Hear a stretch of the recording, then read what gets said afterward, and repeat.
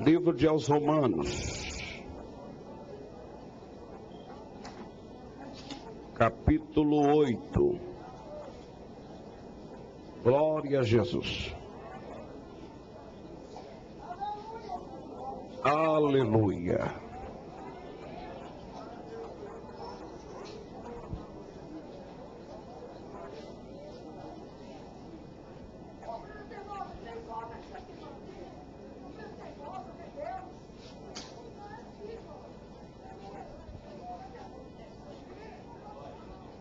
Quem achou a leitura sagrada, diga um amém. Livro de aos Romanos, capítulo 8, versículo 37, traz esta referência. Mas, aleluia, só aguardar aqui um pouquinho que as irmãs obreiras estão trabalhando, para que também elas possam participar da leitura, que é toda e total reverência, a reverência à palavra de Deus, né? Ela é digna de toda a nossa aceitação. A Bíblia é o instrumento mais valioso que o ser humano possui, porque é ele que dá todas as orientações do caminho para a vida eterna.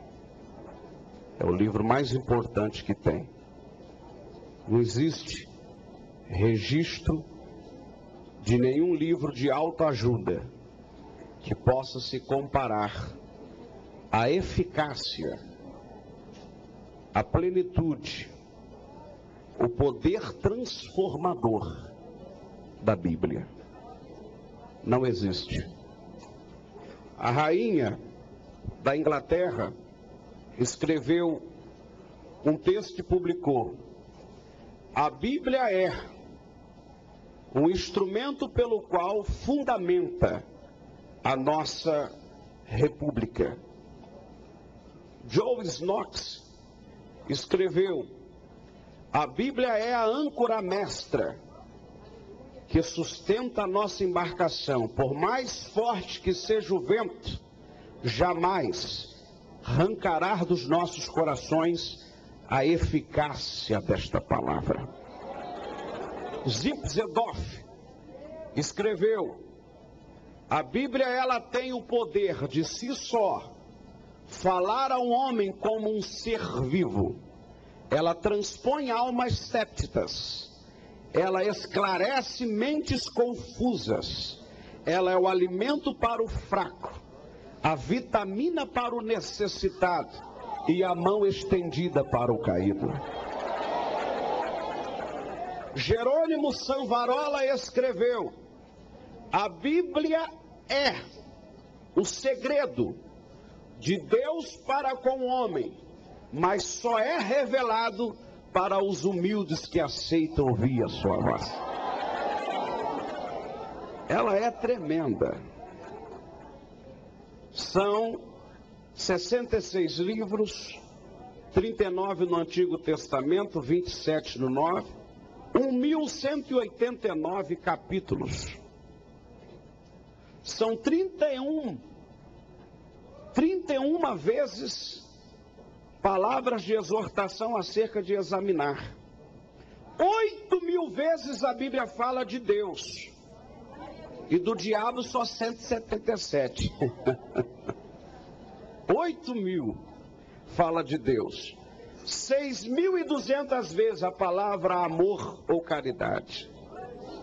3.174.000 letras.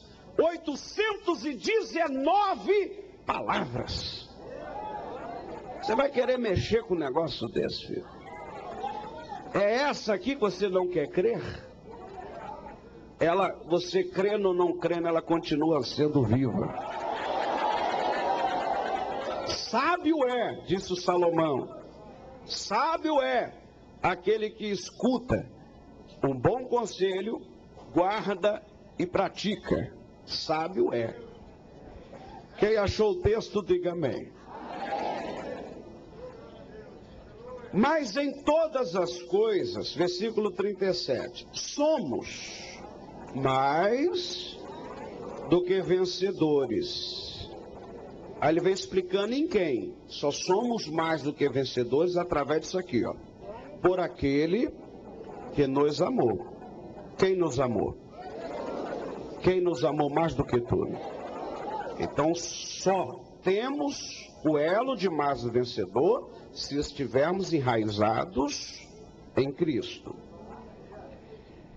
Por aquele que nos amou, pois estou certo de que nem a morte, nem a vida, nem os anjos, nem os principados, nem as potestades, nem o presente, nem o porvir, nem a altura, nem a profundidade, nem alguma outra criatura poderá nos separar do amor de Deus que está em Cristo Jesus, o nosso Senhor. Não importa o que o diabo quer fazer contigo, você está debaixo do amor de Deus. Irmão. Para de dar ouvido a derrotado, escuta a voz de vencedor. Levante a sua Bíblia ou a sua mão, fique à vontade. Diga comigo: glória ao Pai, glória ao Filho, glória ao Espírito Santo de Deus. Mas graças a Deus que já nos deu vitória por nosso Senhor, Salvador, Jesus Cristo. Amém. Quem tem lugar para sentar, sente-se, por favor. Aleluia. Deus seja louvado.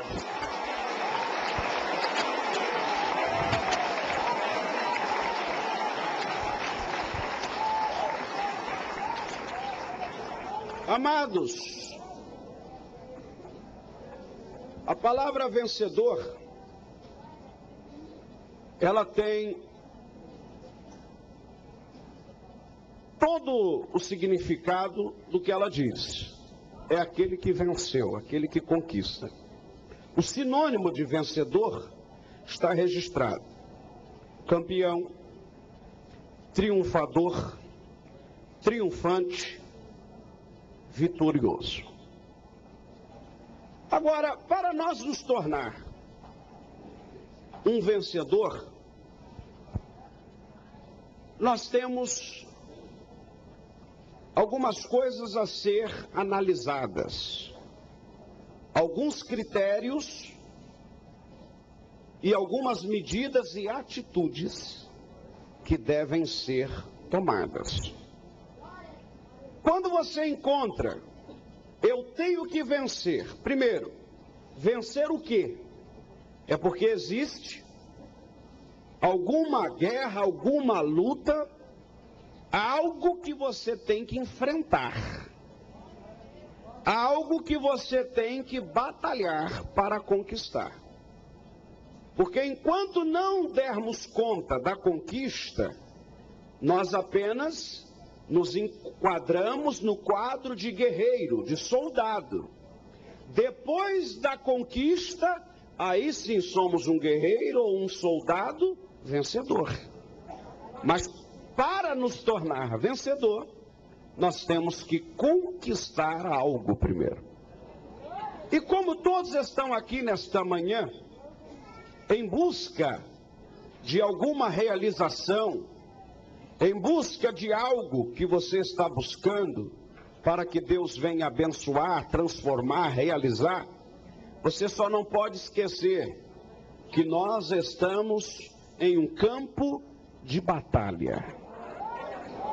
Fala assim comigo, fala: eu estou num campo de batalha. Não posso me esquecer disso. Vamos analisar algumas coisas aqui. 7 passos para a vitória, talvez seria o tema desta mensagem. Mas eu gostaria de aplicar as 7 armas individuais indispensáveis na mão de um vencedor. Armas no propósito de atitudes, não na questão de arma para a violência, e sim armas no intuito de atitudes positivas. Primeira coisa, para nos tornar vencedor sobre as nossas batalhas, nós temos que ter a primeira arma, que se chama objetivo. Fala comigo, a primeira arma de um vencedor é objetivo. O que é isso? Esta batalha que você está, qual é a meta final? Pelo que você está lutando? Pelo quê? Qual é o propósito disso? Qual é o objetivo? Quando você dobra o joelho para orar, qual é a meta da sua oração? Quando você encara a necessidade de apresentar a Deus um jejum, derramar uma lágrima, qual é o objetivo disso? Se não tem objetivo, se torna orações vagas. Se não tem objetivo, se torna jejuns costumeiro. Se não tem objetivo, se torna a vinda na igreja sem propósito. Então a primeira coisa que nós devemos analisar, para eu me tornar um vencedor, eu tenho que ter um objetivo. Qual é o meu objetivo? Eu quero ganhar a minha família para Cristo, então luta. Qual é o meu objetivo? Eu quero ver os meus filhos libertos das drogas. Tem uma meta. Qual é o meu objetivo? Eu quero ver a minha empresa prosperar. Qual é o meu objetivo? Eu quero a minha casa unida debaixo da graça. Qual é o meu objetivo? Eu quero ver a minha família, meus amigos libertos. Qual é o meu objetivo? Eu quero ver o meu neto fora da cadeia. Qual é o meu objetivo? Eu quero restaurar a minha vida conjugal. Tem que ter um objetivo. Vamos ao primeiro exemplo. Jesus tem que ser o primeiro. Livro de João 3,16 está escrito que Deus amou o mundo de tal maneira que deu o seu único filho. Para quê? Não pereça mais. Neste único versículo, nós temos 12 maiores coisas que foi feita por Jesus neste único gesto, neste único ato, nesta única atitude. O objetivo de Jesus era morrer na cruz do Calvário para trazer a vida eterna para o homem. E deste versículo e desta atitude, vamos tirar 12 exemplos que são os maiores exemplos que podemos analisar. Número 1, porque Deus, o maior ser, não tem igual a ele. Amou, a maior virtude, não tem nada maior do que o amor. Ao mundo, o maior número. Vai analisando o objetivo de Jesus. Porque Deus, o maior. Amou, a maior virtude. Ao mundo, o objetivo, o maior número. De tal maneira, a maior medida. De tal maneira. O amor que Deus amou o homem, o amor que Jesus amou a todos nós, não tem como comparar o seu amor. Que deu, dar, atitude de doar. Livre e espontânea vontade. Capacidade de valor. Então Jesus valorizou o homem, que era considerado como praga de gafanhotos. A raça humana e a espécie humana estava tão desqualificada. O seu conceito moral estava pior do que o dos animais. Todo ato humano estava banalizado. pela criminalidade, pela imoralidade, pela prostituição, pela idolatria. Quando Jesus veio ao mundo, toda a sociedade estava destruída. Então ele vem e dá algo para o homem, o amor. Ele deu a sua maior virtude. Seu Filho único, o maior presente. Que coisa impressionante. Ele deu de melhor, o maior presente. Para todo aquele, o maior alvo. Para quem que veio Jesus? Para aquele que quer salvação. Para aquele que quer vida eterna. Para aquele que quer comunhão com Ele. Então é o maior alvo. Que nele, quem? Cristo, o maior Salvador. Não tem igual a Ele. Não se pode se comparar a Ele. Para que todo aquele que nele crê, a maior facilidade. Basta crer em Jesus, Zaqueu, e será salvo tu e a tua casa. Mulher samaritana, se tu crê em mim, tudo vai mudar na sua vida, vai acabar os seus problemas. A maior facilidade. Não pereça, perecer seria o maior prejuízo. Acabou a oportunidade de vida, se encerrou. Mas tenha o que? Capacidade de ter o maior tesouro, a vida eterna, a maior salvação. Em um ato de Jesus traz para nós 12 maiores referências. Não tem igual a Cristo, não tem como comparar a esta atitude de Jesus. Então, a primeira arma de um vencedor se chama o objetivo. O que ele ou ela, o que nós pretendemos, o que nós queremos para a nossa vida. Segunda arma, caráter. Isso pesa. Isso é complicado. Repita comigo, a segunda arma do vencedor, caráter.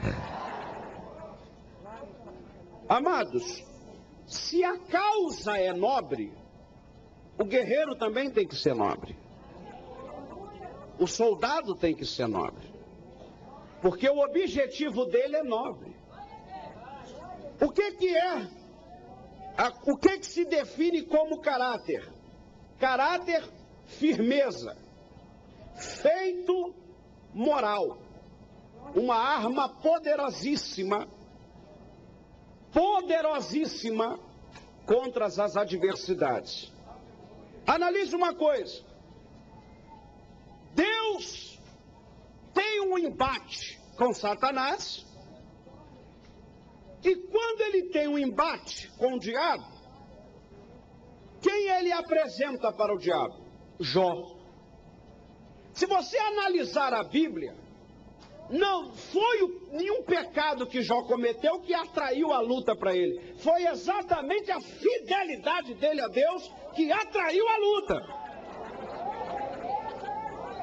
Se nós entendemos que sofremos porque a consequência do nosso pecado traz sofrimento, porque o nosso pecado, a consequência traz dor, traz enfermidade. No caso de Jó, foi o caso mais diferente que se pode analisar.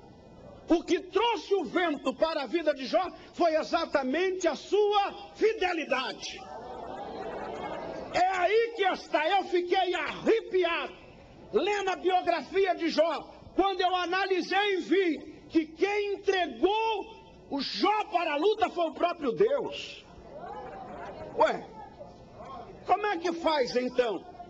Se ser rebelde sofre, se ser fiel sofre mais ainda, como é que é para fazer? É aí que começa a entrar a interpretação do Espírito de Deus em nossa vida. É aí que você começa a entender a diferença de ser um crente comum para ser um crente vencedor. Porque tem pessoas que falam, para que ser crente? Aquela irmã lá ora todo dia, vai para vigília, paga preço, está sempre em campanha. e sofre que só Deus para ter misericórdia, é melhor ficar quieto. Fala igual um irmão que tem lá em São Paulo. E ele fala, não, irmão, eu nem oro nem jejum. Por quê, irmão? Não, irmão, porque você ora e jejum, você futuca o diabo. Então deixa o diabo lá, você fica quieto aqui. Como se funcionasse isso. Como se fosse desta maneira. Meu filho, se orando e jejuando já está uma guerra, imagine de braços cruzados. Aí vai ser tragado fácil. Então você para analisar e pergunta, meu Deus, por que Jó foi entregue ao diabo? Irmãos, Deus não falou, vai lá Satanás, dá só um arranhãozinho. Não, Deus fala assim, no texto original Deus fala assim, eu entrego Jó nas tuas mãos. Eu, o Senhor, entrego Jó nas suas mãos. Você só não vai tocar na alma dele, que é minha. Mas a carne, bagunça com ele, se você quiser. O diabo, agora eu vou lascar a vida de Jó, agora eu vou arregaçar ele todo. Por quê? Porque o caráter de Jó era incorruptível. Caráter, amém, amém, escute. Caráter, um dos efeitos moral que dá a formação chamada caráter, é exatamente isso. Aqueles que não se declina a corrupção, ele se torna incorruptível. O que é uma pessoa incorruptível? Que não aceita a corrupção. Ele não se entrega às propostas levianas do diabo.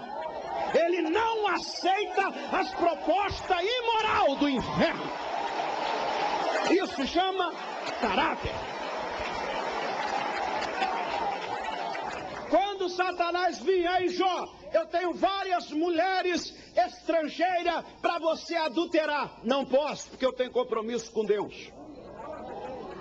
Jó, se você guardar esse dinheiro, você vai conseguir isso, aquilo, e vai desviar, faz assim. Esse negócio aqui camuflado dá mais lucro. Não posso, porque eu tenho compromisso com Deus. Jó, para de fazer sacrifício pelos teus filhos. Teus filhos não querem nada com teu Deus. Teus filhos não têm compromisso nenhum com Deus. Eu não posso parar porque eu tenho compromisso com Deus. A formação de caráter, o efeito moral. O que é que está lá registrado no livro de Jó, capítulo 1? Ele era um homem íntegro. Integridade. Ele era um homem íntegro. Tinha sua capacidade moral, ainda que falassem dele, ainda que o criticasse, ainda que o armasse laço, mas Jó não abandonava o caminho do certo. 2, ele era um homem reto.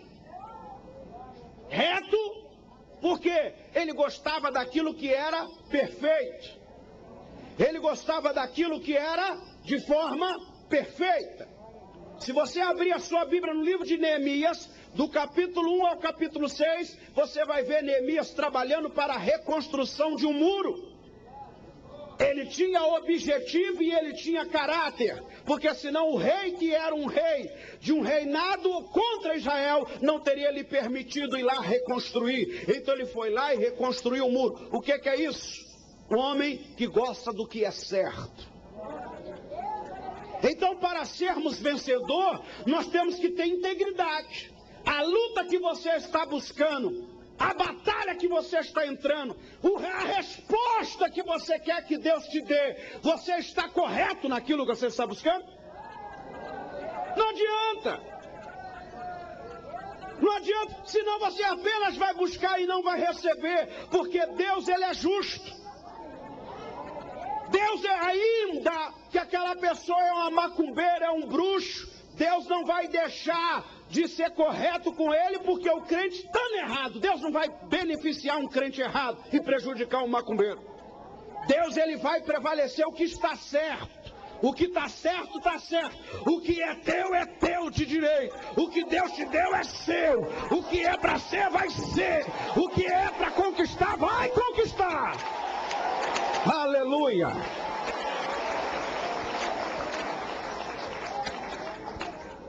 Então nós temos que analisar bem. É muito fácil profetizar, receba a tua vitória. Aí entra a dúvida nas pessoas, mas por que alguns recebem e eu não? Começa a analisar se o que você está buscando está dentro de um projeto de verdade, que tem princípios idôneos, que tem atitudes com escrúpulos decentes, que é ao concor, fora de julgamento de qualquer esfera, aonde você se enquadra, ainda que se levanta montanhas contra você, jamais você vai se curvar, porque o teu objetivo está aprovado por Deus. Aleluia!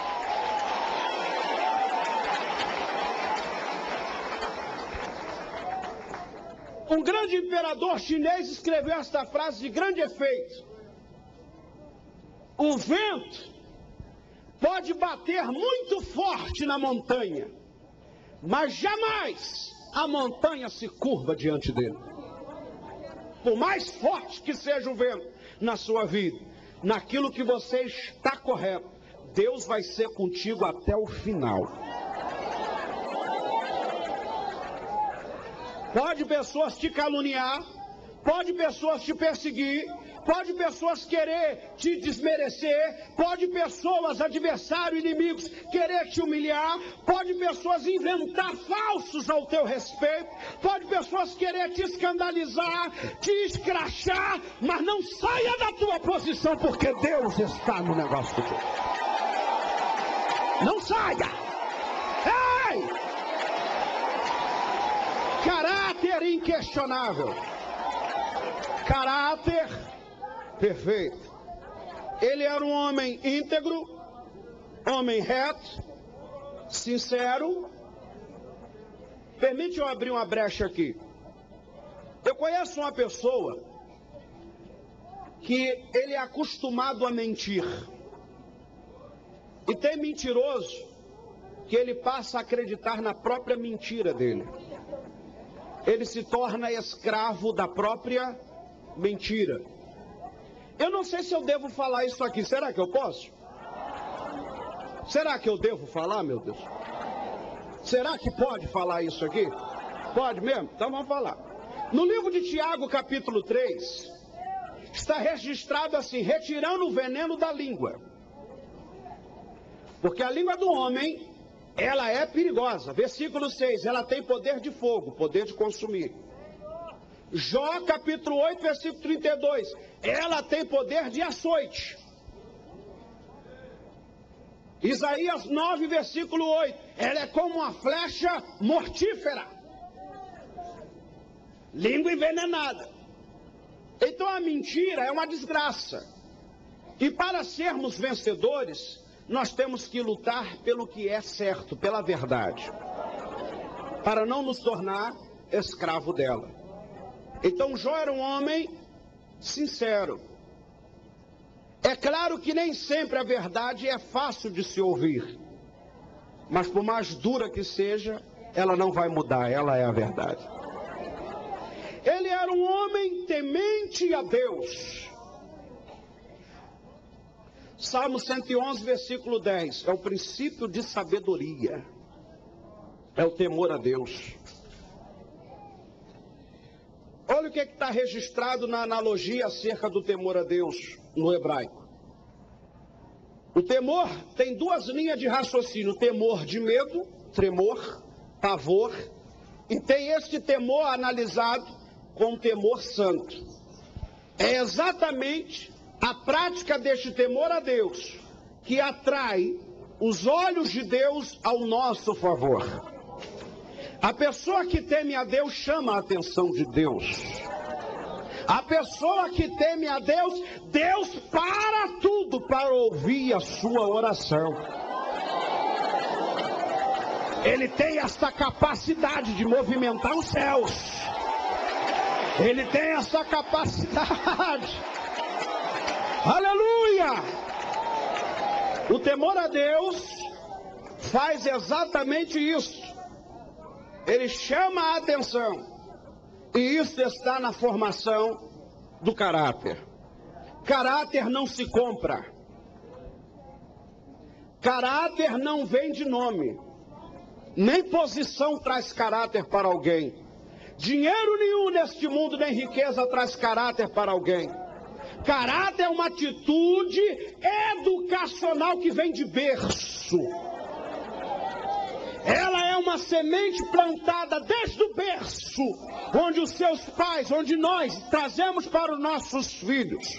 Diga como a minha mãe, que criou 4 filhos lavando roupa e sendo diarista. Ela disse: filhos, ainda que vocês não tenham nada, o ladrão pode roubar carro, o ladrão pode roubar casa, o ladrão pode roubar qualquer riqueza deste mundo, mas o caráter jamais ele roubará de um homem quando ele é bem educado. Guarda isso para o resto da sua vida. Então são proporções que atraem a vitória de Deus para nós. São uma arma poderosa. Vocês observam que quando Satanás, ele se levantou contra Jó, lutou, pelejou, guerreou, afrontou, tentou dali, tentou de cá, ceifa os 10 filhos, entre filhos e filhas, acaba com a plantação, acaba com tudo. Amados, se isso é hoje, na nossa capacidade humana, a primeira coisa que ia acontecer conosco seria uma parada instantânea, seria um choque, chamado aquele choque, a pessoa está em choque, ou seja, a pessoa está incapaz de raciocinar, incapaz de analisar qualquer coisa. De repente, numa só manhã, você recebe a notícia, teus 10 filhos morreram, você perdeu a plantação, um homem que dorme milionário, acorda mendigo. Você já pensou o que é isso? Você já parou para analisar o que é isso? São perdas ao mesmo tempo.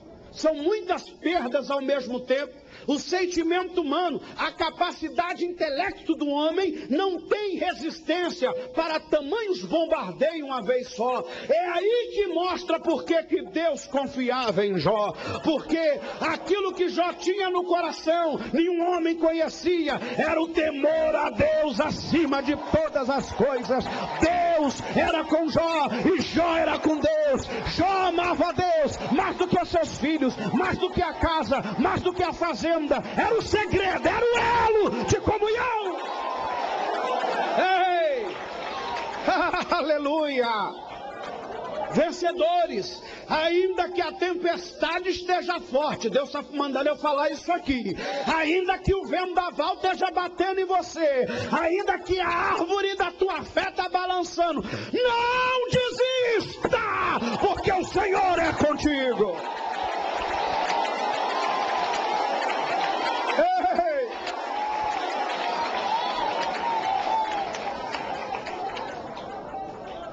A última observação acerca do caráter. A pessoa é reta, pratica o que é certo, não aceita propostas levianas, são pessoas de atitudes incorruptas, têm escrúpulo, têm moral para falar, teme a Deus. E outro talento de Jó, se desvia do mal. Queridos vencedores, cuidado com isso. Tem coisas que parece que é Deus e não tem nada de Deus. Tem coisas que parece que vai ser boa e não é nada, é só buraco, cova, é laço. Então tome cuidado, se desvia do mal. O bem, a Bíblia você vai analisar várias vezes a Bíblia falando, procurai fazer o bem. Por quê? Que para fazer o bem a gente tem que procurar fazer. Agora, em momento algum, você vai encontrar a Bíblia falar, procurar fazer o mal. O mal ninguém precisa procurar, ele já vem até você. Coisa ruim não precisa procurar, ela vem à tua procura. Então, quando a Bíblia fala que Jó era um homem que se desviava do mal, ele está falando sobre um caminho que ele trilhava. Voltamos ao início da palavra. Qual é o objetivo vencedor que você tem traçado para a sua vida? Então começa a se organizar. A arma do objetivo, a arma do caráter, ela é tremenda e poderosa. Terceira arma, perseverança. Perseverar é o mesmo que ter firmeza, constância na fé, persistir, manter-se firme. Amados, permita-me entrar nessa parte aqui. Eu estou feliz de ver que está todos aqui prestando atenção. Não tem ninguém andando na igreja. Isso é muito importante num culto. Obrigado pela reverência de vocês. Louvado seja Deus na vida de vocês. Deus seja louvado. Aleluia. Amados, deixa eu entrar nessa questão aqui. Quando nós estamos entrando nessa batalha espiritual em busca de algo, a pessoa, para perseverar, a pessoa tem que analisar quem é o nosso adversário. Primeiro, você tem que entender que o nosso adversário é mais experiente em guerra do que todos nós. Ele tem muito mais habilidades para a guerra do que nós. Porque talvez a pessoa mais antiga aqui, mais de idade, a mais idosa, não atingiu ainda 100 anos. Talvez que esteja aqui, talvez até 90. O nosso adversário, ele está desde a fundação do mundo. Então você tem que entender que contra quem nós estamos lutando são pessoas que conseguiu destruir o ministério de Saul. Foi o adversário que destruiu o profeta Balaão. Foi o adversário que confundiu a cabeça de Salomão, e se ele não se arrepende a tempo, ficaria feia a coisa para ele. Foi o adversário que conseguiu fazer com que os olhos da ambição de Davi ficassem cegos por Betseba. Foi o adversário que atribulou a vida de Abraão no deserto. Foi o mesmo adversário que quase levou à extinção da raça dos judeus lá no tempo de Mordecai e de Ester. É o mesmo adversário que conseguiu entrar na casa de uma família de Deus, trazendo morte e destruição, que foi lá na casa do sumo sacerdote Eli. É um adversário que perseguiu o nosso Cristo no deserto. Afrontou Pedro de várias vezes, ainda usou a boca de Pedro várias vezes. Foi um adversário que conseguiu perseguir Paulo e quase o levou à fadiga. É o mesmo adversário que conseguiu quase que levar a igreja de Corinto à divisão e à morte. A igreja usou Emileu e Fileto para trazer escândalo. É o mesmo adversário que trouxe pecados e escândalos para a igreja de Laodiceia, a ponto de o próprio Cristo falar: tu não és nem quente nem frio, e os mornos me traz náusea, então eu vomitar-te-ei da minha boca. Apocalipse capítulo 3. Então nós não estamos lutando contra um adversário qualquer. Quanto maior é a luta e quanto mais perigoso é o inimigo, melhor preparado devemos estar. Melhor preparado.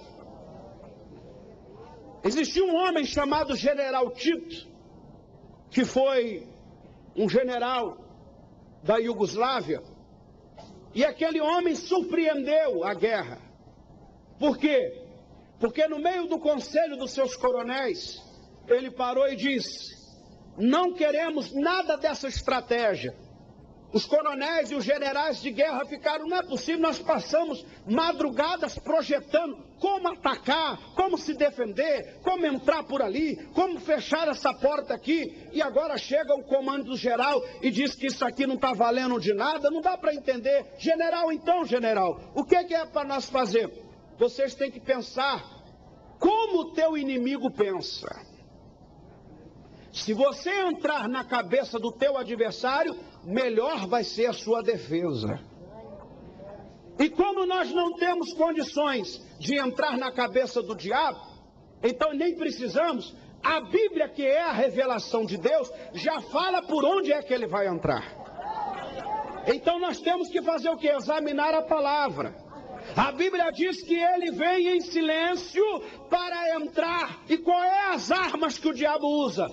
Contenda para destruir nossa família, inveja para fazer nós regressar, falso testemunho, escândalos e por aí vai. Oferece o adultério, oferece os vícios, oferece as propostas para te derrubar. Então você já sabe que essas são as armas, então não aceita. Fecha a porta. Fecha a porta.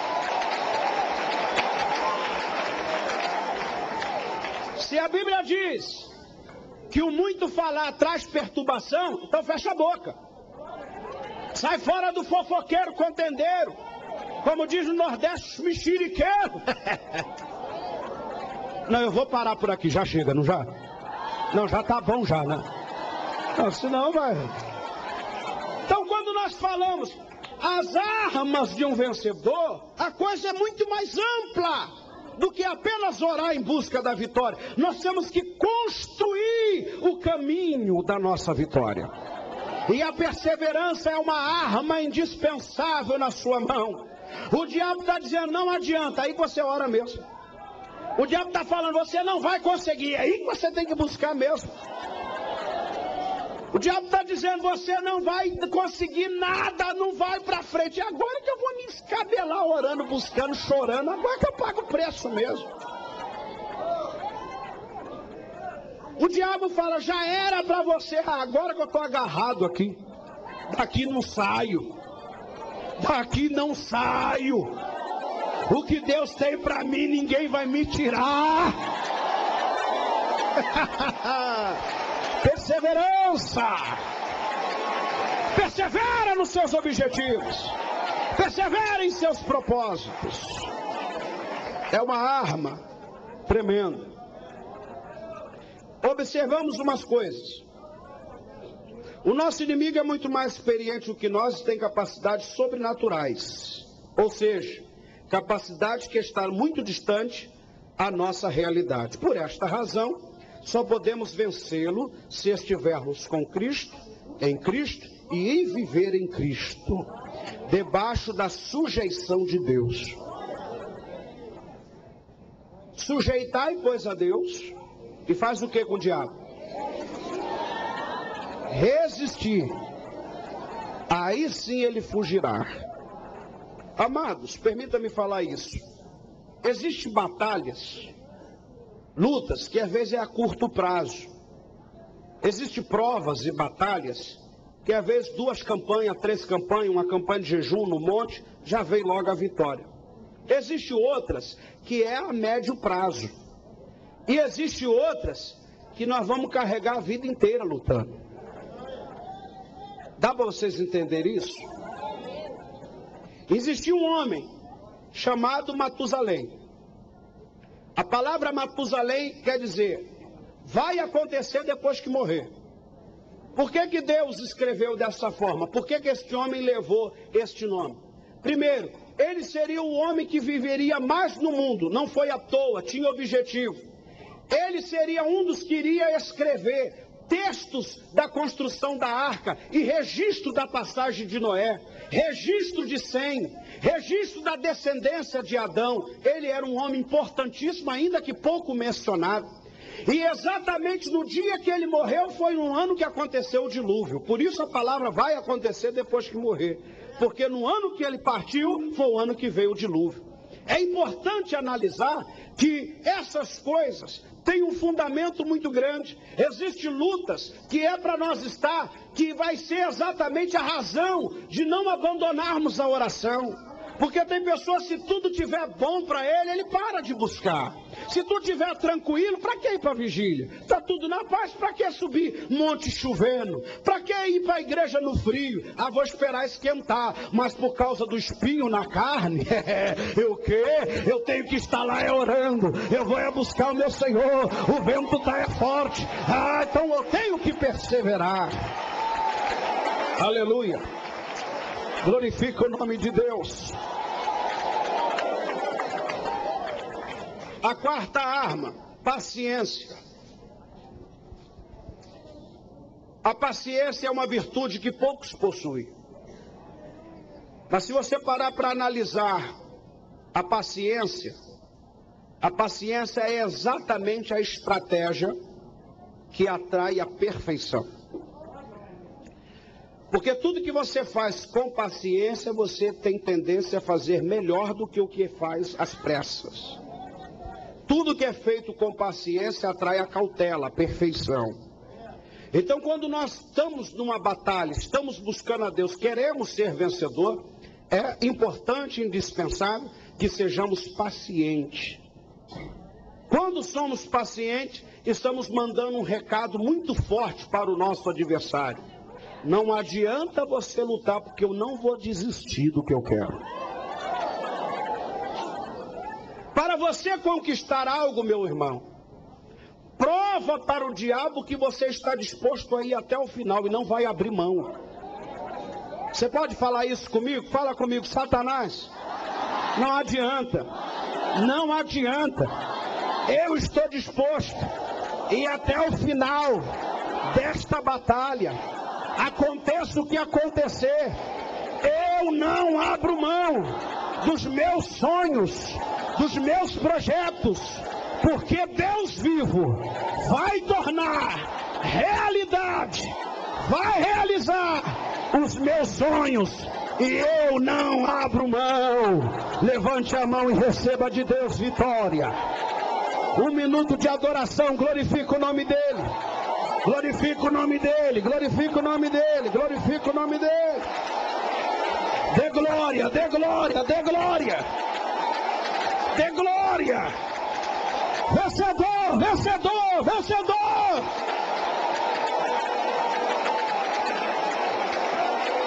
Aleluia. Vou adiantar já para encerrar, já estou acabando.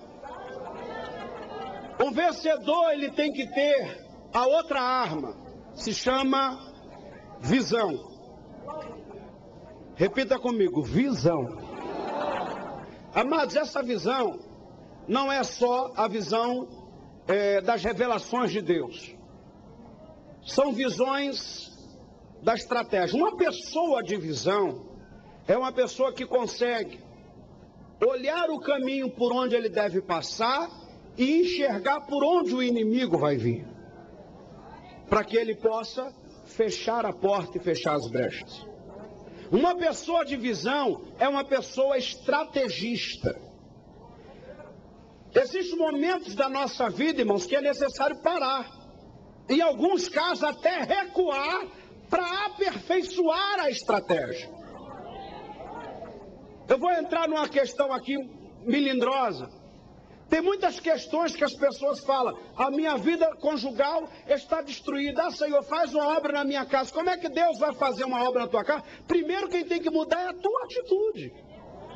Muitos casamentos estão indo para o ralo, não é porque é o diabo não, é pessoas que falam sem pensar, magoa o outro, ofende, humilha, escracha. Não é diabo, é você.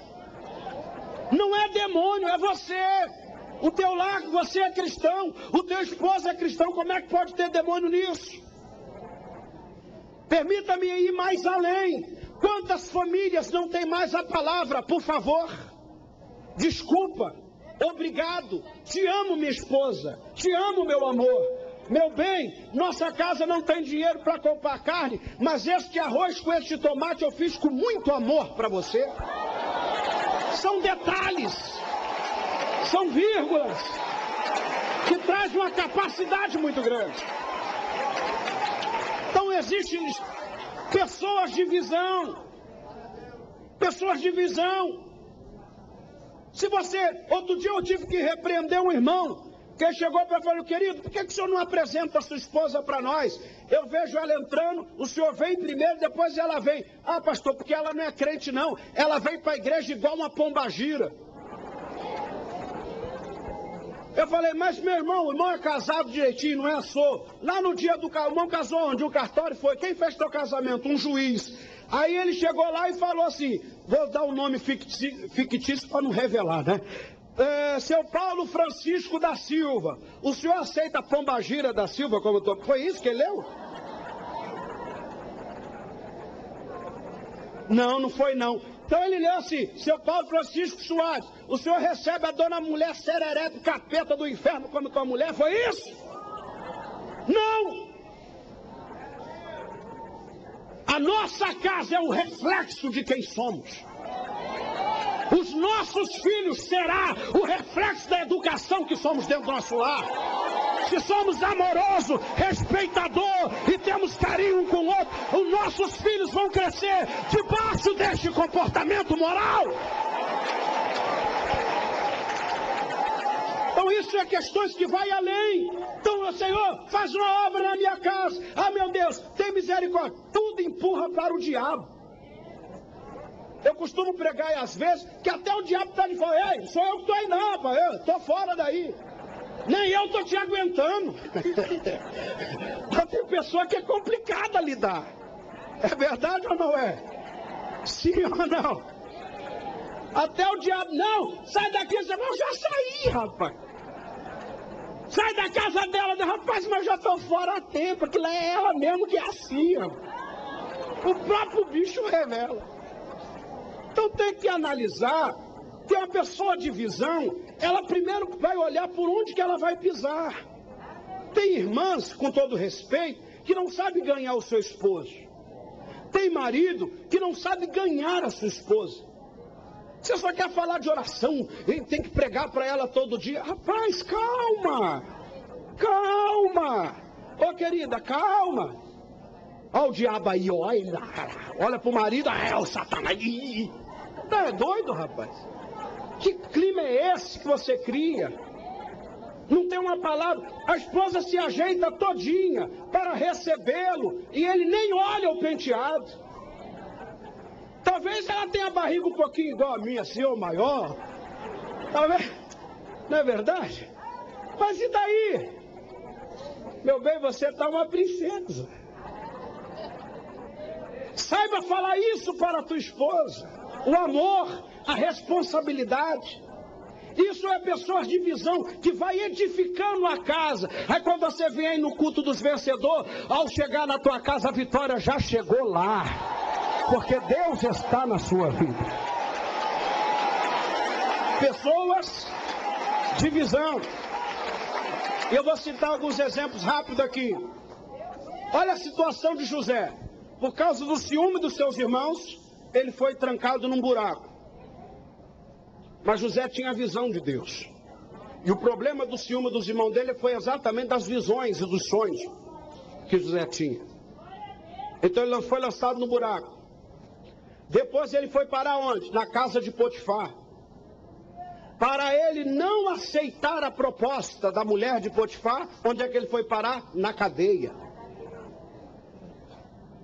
Tem pessoas aqui enfrentando vento e tempestade por causa da tua fidelidade a Deus.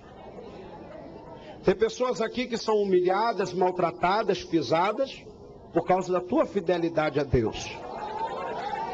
Mas está chegando o teu tempo de Deus te exaltar.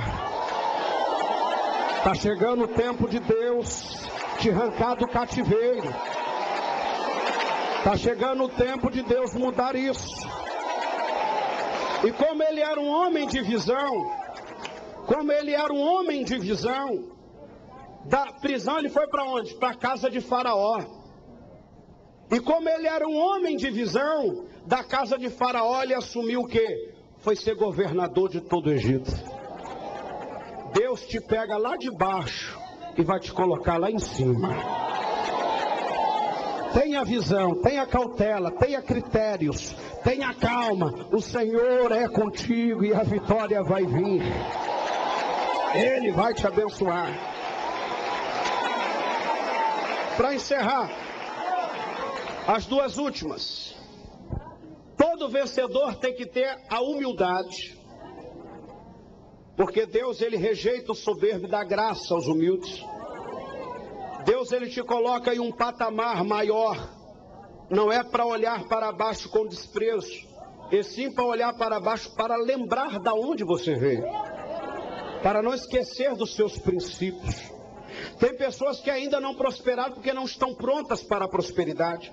Tem pessoas que ainda não conquistaram algo grande na sua vida de Deus porque ainda não está apta para assumir aquela posição.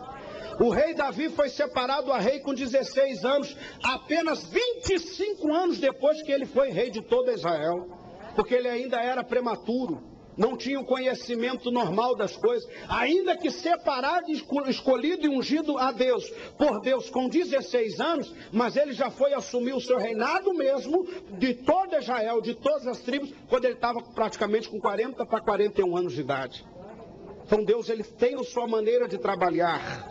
A humildade, ela é importantíssima, ela é uma arma poderosa contra o inimigo. Ela é uma arma poderosa na mão do valente. Quando nós temos a humildade de enxergar a nossa pequenez, conseguimos olhar a grandeza de Deus.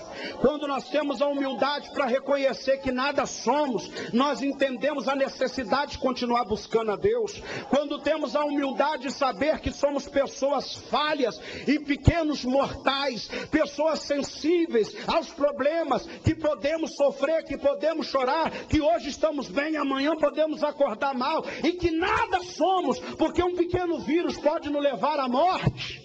Um pequeno micróbio que nem dá para ver a olhos nus, pode nos levar à sepultura. Aí você olha, sem Deus eu não sou nada. Eu preciso desta graça, eu preciso desta misericórdia, eu preciso deste poder, eu preciso de buscar, eu preciso da compaixão de Deus para eu ser um vencedor. Vencedores, busque a Deus na humildade.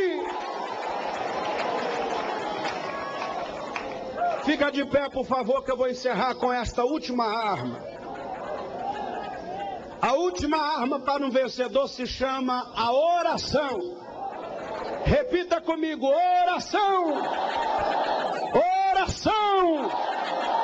Nós temos o hábito de dizer que a oração é a chave da vitória. Amados, permita-me dizer isso. Quando nós oramos, nós estamos em diálogo com Deus. A oração é dialogar com Deus. Quando nós oramos, nós estamos conversando com Deus. Deus só atende quem alcança a intimidade com Ele.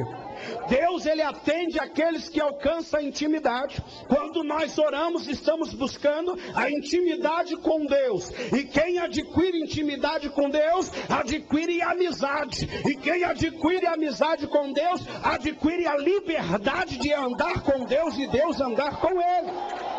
Quando nós nos apresentamos em oração a Deus, Deus começa a mover algo ao nosso favor, porque dos altos céus Ele já vê, eu tenho que abençoar aquele meu irmão, aquele meu filho, aquela minha filha, eu tenho que abençoar aquele e aquela, porque eles são meu povo, meus amigos, eu preciso abençoar eles. Quando nós olhamos para a Bíblia e olhamos para homens que conquistaram os céus através da oração, nós nos deparamos por homens pouco conhecidos.